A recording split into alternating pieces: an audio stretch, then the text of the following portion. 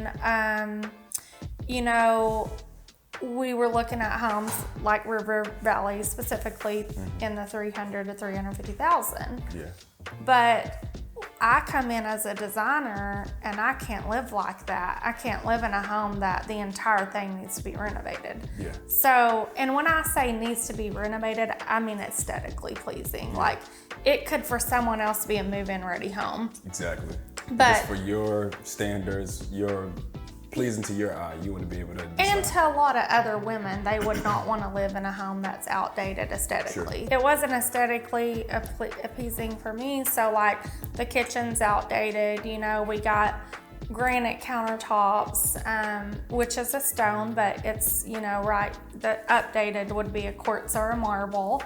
Yeah. So in terms of, or just the flooring is brown or everything's brown, like 2010, you know, like everything's brown, everything's mocha. Yeah. We're not really feeling that anymore. Yeah. Although we have different shades of brown on today. It's cool though, it's cool. These are the upgraded browns though. Yeah. Cream is good.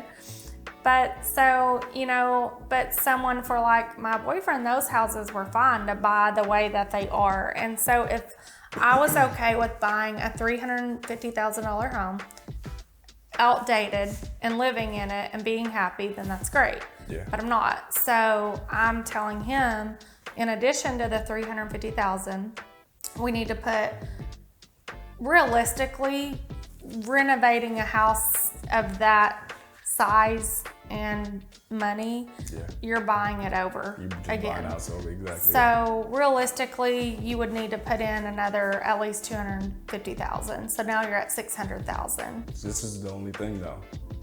So we're going to talk about this a little bit more later. We're talking about costs now, so that's more so on my side. Yes. When it comes to the cost as opposed to the value of the property.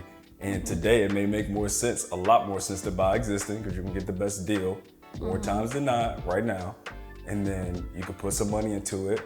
You'll know exactly how much money you can put into it, which they can give the budget to you and say, hey, look, this is how much money we have to put into the house. Can you break it down with the budget and really let us know if this is gonna be feasible to do or if we need to increase our budget? Yeah. With a brand new home, first of all, you may not even get it. We'll go back to that. We'll go ahead, that's the next topic, but that's just my personal opinion. There are disadvantages. Like you said, the energy conservation is not there because you'd have to basically rebuild the house to where it doesn't make sense. You have to tear the roof off, tear the walls out, put more insulation. Like it's a lot of things.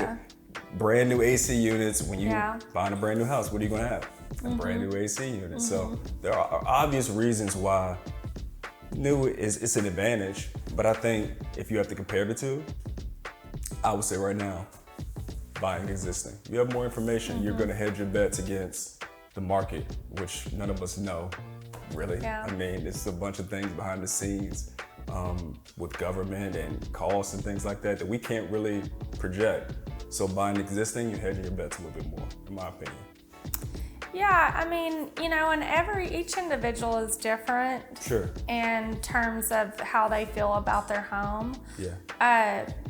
For me, on a personal level, I just couldn't really imagine spending, I don't know, $600,000. Yeah. And then I'm still not 100% in love with the layout. I'm still not 100% in love with, you know, I can remodel a home and make it look like no one ever lived there before and make it look beautiful. Like, yes, you can. I can remodel the shit out of your house and like it will literally look great. Like amazing. But yeah, I think at the end of the day, like if you're willing to be patient and take the time and you can make decisions. Yeah. Because building a new home is not for the weak. Yeah, it's not. Like, mentally, with your relationship. With your relationship, yes. It's a lot of things you need to, if you don't have a strong communicative relationship, your communication skills aren't good, y'all gonna have a rough time. Because there's a lot of things you're gonna have to talk through. Yeah. You just have to be able to sit down and talk to somebody and make sure your opinions are heard. If that's just not the person you're dealing with, you may not want to build a house. That's not what you want to do. I think another thing too in remodels is people have the mentality to live in their home during the remodel. That's tough. Which is a bad thing to do. But that's a good point. I would say. You mean like what we did? Yeah. Very bad idea. Yeah. We did it though, and we made it. And that's this area, like, you know, we're DIYers, you know, things like that. So in this area, I think that's another thing. Like when you're building, you can't live in it. yeah, that's true. And so that allows us as professionals to go in and do what we need to do and not be questioned throughout the entire process, as opposed to if you're living in your kitchen remodel, which a lot of people do, like you're not seeing the full finish and you're not even understanding what's going on, so you're just questioning and then you're in the way, you know? I think that's a great point. That's something I didn't even think about. It's such an inconvenient. Yes, and you've lived through it, and it makes everyone stressed. Like it makes the homeowner most of all the most stressed because they're having to live in dust and construction and people being in their homes every day. There was several days where I didn't like you. Yeah. Like, yes. I have to live through all these. I always say that. Dust. But the finished product was great. Yeah. I mean, buying a resale house is it can be tough as well because, like you said, you sometimes just can't find what you want, and you're just settling on what's available. And you know, for me, I'm more than times I'm not going to talk about the financial side of things, whether you're going to make or lose money in the long run. Some people just quality of life is what matters. So quality of life and controlling the end goal, the outcome, you want to control everything. Buying new construction may be a lot better idea, and that could be a disadvantage to buy a resale property. So if you just want more control over what you have, and the financial part isn't as important to you. The last question is, what are the cons of building? So I'll take this one. And there was a guy that I watched on YouTube years and years and years ago. Don't hurt me too bad because I am building, so don't make me regret my decision. Yes.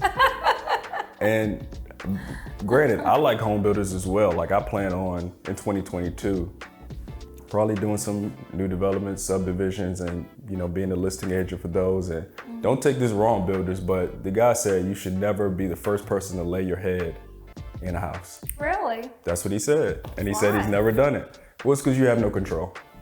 You have no control of where the market will be 6-12 months from now. How long do you, in your past experience, see how long it takes to build a home? Build a home. I'd say anything 3,000 square feet and over and more custom is 15 months. Okay.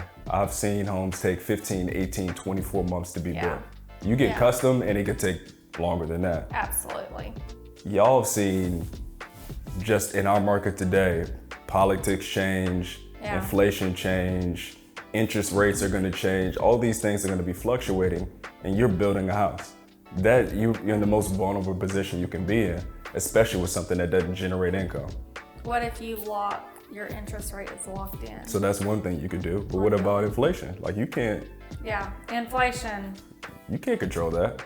I mean, with the remodel, you could just live in it and decide to do it later. With the new build home, if you're middle of the way in and lumber costs shoot up, you got one option, either pause, or two options, pause or keep going forward and eat the cost.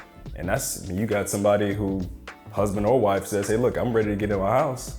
And it costs you $15,000 more for lumber. Y'all seen the memes on Instagram and what lumber used to cost as opposed to what you can get with lumber now. Right. So, I mean, things like that, you just have to take that into account. And I think a lot of people don't take that into account. Who's going to pay for those overruns? Where is that going to come from? Are those agreements already set in place? So I think it's very, very risky in a lot of cases, but some cases it isn't. Just get the right team in place, but it can be extremely risky in my opinion. It's 100, and that is for sure a con. Example on a project that I'm on now, garage doors. Got a quote 3 weeks ago for, let's just say, I think it was $13,000. And then she goes to buy them a week later, or the 3 weeks later, $23,000. So you're 100% right about that, and that's why you have got to allocate extra money. But the other thing is don't have the mentality that you're gonna wait for all the process to go down before you build.